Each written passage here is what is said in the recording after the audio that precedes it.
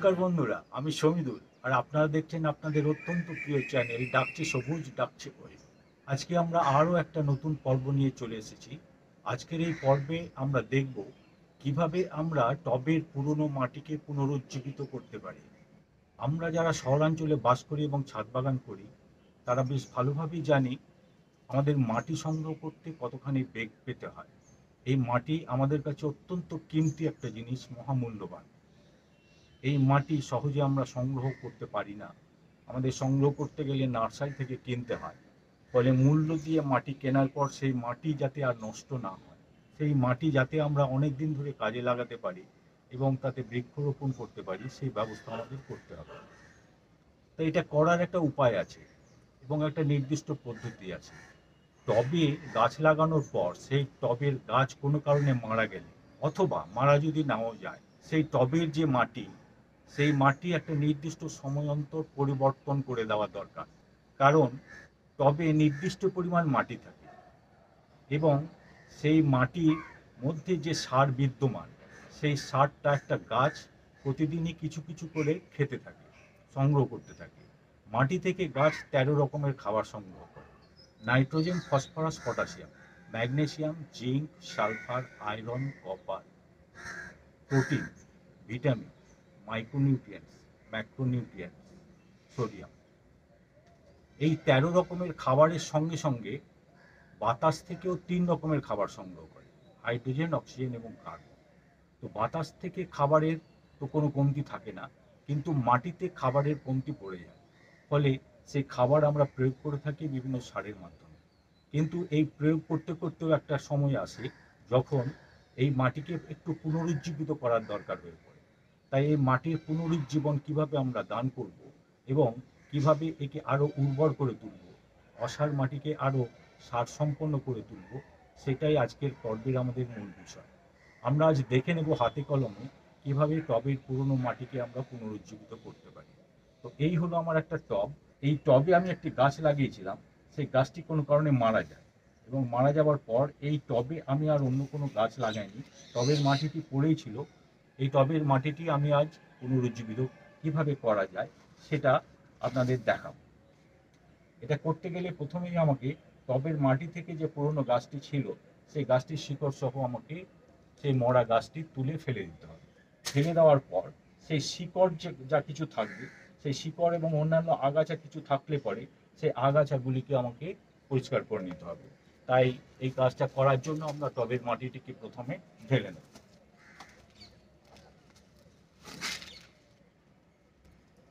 এইভাবে টবের মাটিটি root ball সহ ঢেলে নেওয়ার পর আমরা এর নিচের পোর্শনের যে বালি এবং পাথরগুলি আছে, টবে মাটি দেওয়ার আগে ড্রেনেজ সিস্টেমের জন্য যে বালি এবং পাথরগুলি এবং খোলামকুচি দেওয়া হয়েছিল, সেই বালি, পাথর এবং খোলামকুচিগুলিকে আমরা প্রথমে সরিয়ে নেব, সরিয়ে পরিষ্কার করে নেব। এরপর মাটিটিকে ঝুরঝুরে করে ভালো করে ভেঙে নেব।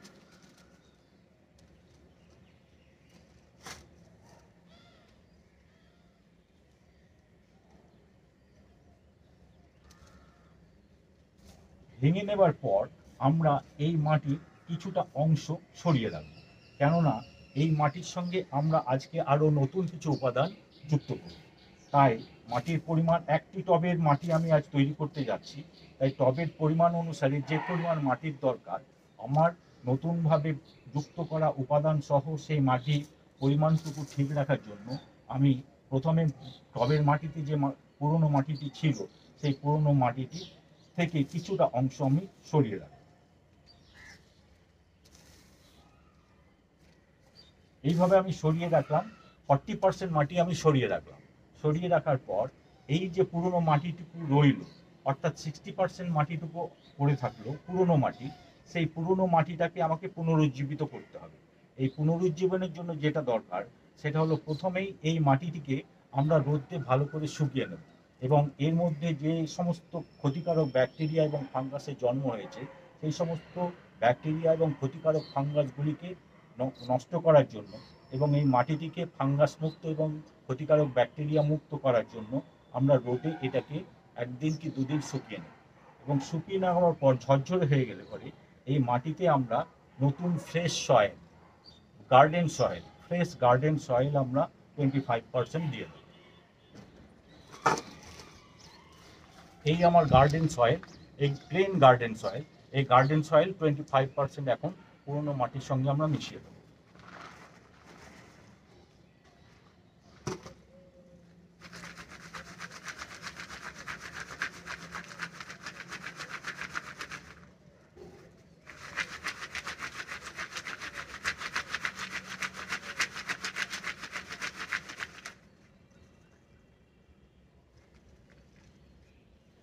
এই নতুন ফ্রেশ গার্ডেন সয়েল পুরোপুরি আমি চালবো না, কিছুটা চেলে নিলাম এবং কিছু দানা দানা আকারেও রাখলাম, কারণ এই দানা দানা আকারে রাখার দরকার আছে।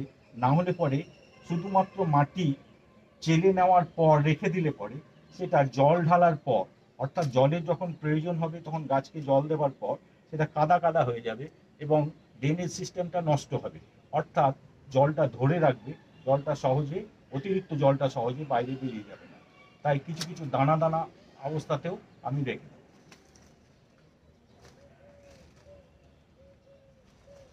এই মাটিটা কিছুটা দানা দানা অবস্থায় রেখে দিলাম এবং 25% মাটি এতে যোগ করা হলো। এতে যোগ করার পর আমরা এই মাটিটি আরো ভালো করে পরিশোধনের জন্য এতে 2 চামচ চুন মিশিয়ে দেব।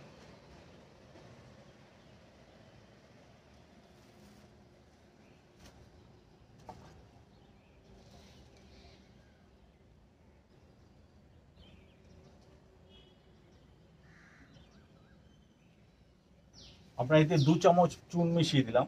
চুন মিশিয়ে দেওয়ার পর সেই চুনটিকে ভালো করে এই মাটির সাথে মিশিয়ে দেব। এই চুনটা দেওয়ার ফলে যদি কোনো রোদ্রে দেওয়ার পরও যদি কোনো ক্ষতিকারক ব্যাকটেরিয়া বা ফাঙ্গাস থাকে, সেই ফাঙ্গাসগুলি সব মারা যাবে এবং সেটা সেই ফাঙ্গাস এবং ব্যাকটেরিয়া মুক্ত হয়ে যাবে। আর তাছাড়া এই চুন হচ্ছে ক্যালসিয়ামের প্রধান উৎস, এটা ক্যালসিয়াম হিসেবেও এই মাটিটিকে কিছুটা জীবনদান করবে। এরপর এই চুন মেশানোর পর আমরা এতে দেব ভার্মি কম্পোস্ট। ভার্মি কম্পোস্ট দেবো 30%।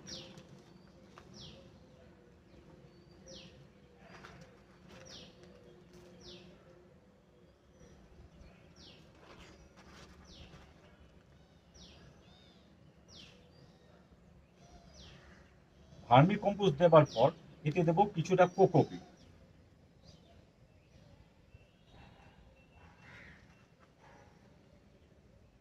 এই কোকোপিট দেওয়ার মূল উদ্দেশ্য হচ্ছে এই কোকোপিট মাটিটাকে অনেকটা ভুরভুরে করে রাখবে, হালকা করে রাখবে, তাতে মাটির শিকড়ের গ্রোথ খুব ভালোভাবে হবে এবং শিকড়ের গ্রোথ হওয়ার সঙ্গে সঙ্গে তা মাটি থেকে অন্যান্য খাদ্য সামগ্রী সংগ্রহ করতে গাছকে অনেকখানি সহায়তা করবে। এছাড়া এই কোকোপিট মাটির ময়েশ্চারটাকে ধরে রাখবে। গাছ ময়েশ্চার খুব বেশি পছন্দ করে, জল খুব বেশি যেমন পছন্দ করে না, জল খুব কমও পছন্দ করে না, ঠিক পরিমাণ মতো জল যেমন গাছ পছন্দ করে, সময় মাটিতে ময়েশ্চার থাকুক এটাই গাছ চায়। তাই এই আমরা কোকোপিট দিয়ে দিলাম। কোকোপিট দেওয়ার পর এতে আমরা কিছুটা বালি মিশিয়ে দেবো, কিন্তু এখানে পুরনো মাটিটি তৈরি করার সময় যেহেতু বালি মিশ্রণ করেছিলাম এবং অনেকখানি বালি ছিল, তাই এটা বেলে দোআঁশ মাটি হয়েছিল, তাই খুব বেশি পরিমাণ আমি বালি দেব না, সামান্য একটু বালি এতে মিশিয়ে দেবো। যেহেতু নতুন ফ্রেশ সয়েল 25% আমি নিয়েছি, তাই 1 মুঠো বালি আমি এতে দিয়ে দিলাম, যাতে মাটিটা একটু ঘুরঘুরে থাকে, আঠালো না হয়ে যায়। এরপর এতে আমি দিয়ে দেবো নিমখোল। এই নিমখোলের মধ্যে নট টাইটারপেনয়েড আর আইসোপ্রেনয়েড এই 2 রকমের মাইক্রোনিউট্রিয়েন্টস থাকে। এই মাইক্রোনিউট্রিয়েন্টস দুটি নিমাটিসাইডাল ইন নেচার, ফলে এটি এই মাটির মধ্যে অন্যান্য ক্ষতিকারক ব্যাকটেরিয়া উৎপাদিত হলে এবং ফাঙ্গাস উৎপাদিত হলে সে ব্যাকটেরিয়া এবং ফাঙ্গাসকে নির্মূল করে দেবে। এছাড়া এটাও নাইট্রোজেন, ফসফরাস এবং পটাশের উৎস, নিজেও সার হিসেবে ব্যবহৃত হয়ে নাইট্রোজেন, পটাশ এবং ফসফরাসের সরবরাহ করবে। 1 মুঠো আমি দিয়ে দিলাম নিমখোল। নিমখোলের পর 1 মুঠো দিয়ে দেবো শিংকুচি। এরপর দেব হাড় গুঁড়ো। এই হাড় গুঁড়ো 1 মুঠো দিয়ে দিলাম। হাড় গুঁড়ো 1 মুঠো দিয়ে দেওয়ার পর এই মাটিটিকে ভালো করে আমি মিশ্রিত করে নেব। দিয়ে দেওয়ার পর আমি দেব এক মুঠো খোল, সর্ষের খোল। এই সর্ষের খোল হলো নাইট্রোজেন, ফসফরাস এবং পটাশিয়ামের ভরপুর উৎস। এই সর্ষের খোল দিয়ে দেওয়ার ফলে এই মাটিতে নাইট্রোজেন, ফসফরাস এবং পটাশের একটা আধার তৈরি হয়। এরপর এতে দেব পটাশের জন্য 1 চামচ ড্রাই বানানা পিল ডাস্ট। এবং এই ড্রাই বানানা পিল ডাস্ট আমি নিজেই বাড়িতে তৈরি করে রেখেছি। এটা ভরপুর পটাশের উৎস। এটা আমি 1 চামচ দিয়ে দেব।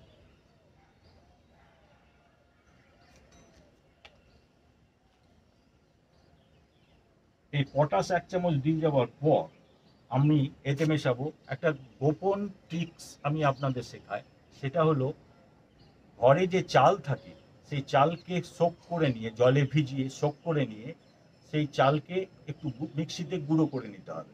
গুঁড়ো করে নেওয়ার পর সেই চাল গুঁড়ো 1 মুঠো এটা আমি দিয়ে দেবো। এই চাল গুঁড়োর অনেক গুণ, এবং কি কি গুণ সেগুলো আমি আপনাদের এবার শোনাবো। বন্ধুরা, এই যে মাটিতে আমরা চাল গুঁড়ো প্রয়োগ করলাম, এই চাল গুঁড়োর মধ্যে কি কি উপাদান রয়েছে সেগুলো আমরা একটু এবার জেনে নিই। এতে প্রোটিন রয়েছে 7%, অ্যামাইনো অ্যাসিড রয়েছে 5%, ফসফরাস রয়েছে 47%, পটাশিয়াম রয়েছে 41%, আয়রন রয়েছে 47%, ফাইবার আছে 30%, থায়ামিন আছে 59%, ক্যালসিয়াম আছে 25%, জিঙ্ক আছে 11%, র্যাবোফেমিন আছে 26% এবং মায়াসিন আছে 7%। এছাড়া এটা খুব ভালো ডিকম্পোজার এবং helpful to bacteria and fungus growth, অর্থাৎ ফাঙ্গাসের বৃদ্ধি এবং ব্যাকটেরিয়া, নতুন নতুন উপকারী ব্যাকটেরিয়া উৎপন্ন হতে এবং তার জন্ম দিতে খুব সহযোগিতা করে। তো এই প্ল্যান্ট গ্রোথের অনুঘটক হিসেবে আমরা এই চালের গুঁড়িটি প্রয়োগ করলাম। এই চালের গুঁড়ি প্রয়োগ করার ফলে এই মাটিটি অত্যন্ত সারবস্তু সম্পন্ন হয়ে উঠল। এরপর আমরা এতে মেশাবো সাফ দিয়ে দেব, ফাঙ্গিসাইড।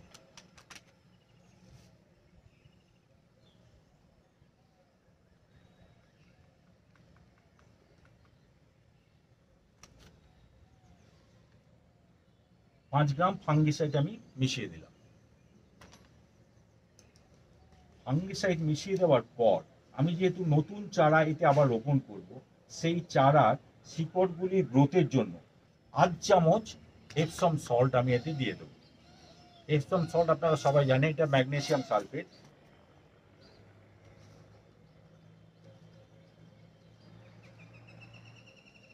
এবং এটা শিকড়ের বৃদ্ধিতে খুব কাজে লাগে আর শিকড়ের স্বাস্থ্যবান করে তোলে এবং গাছকে অনেকখানি ইমিউনিটি প্রদান করে। এইভাবে মাটিটি আমাদের তৈরি হয়ে গেল। এই মাটিটি তৈরি করে নেওয়ার পর এই মাটিতে যা যা মেশাবার আমরা মিশিয়ে ফেললাম, পুনরুজ্জীবন দানের জন্য, এর মধ্যে সার প্রয়োগের জন্য যা যা করণীয় আমরা সেগুলো করে ফেললাম। সেই করে ফেলার পর আমরা এটাকে ভালো করে মিশিয়ে নেব।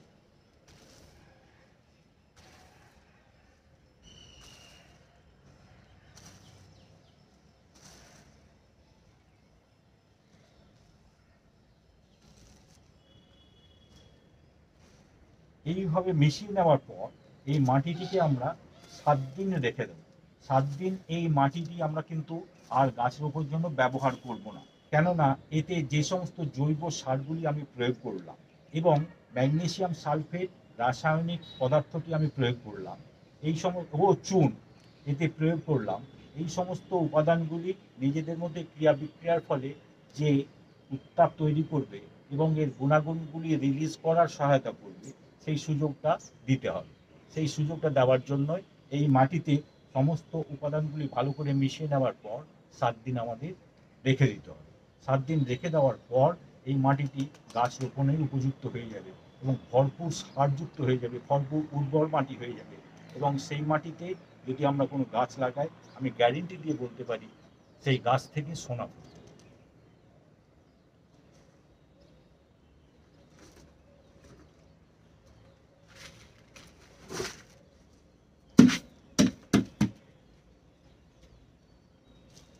আমরা এই মাটিটি এবার 7 দিন এই টবে রেখে দেব।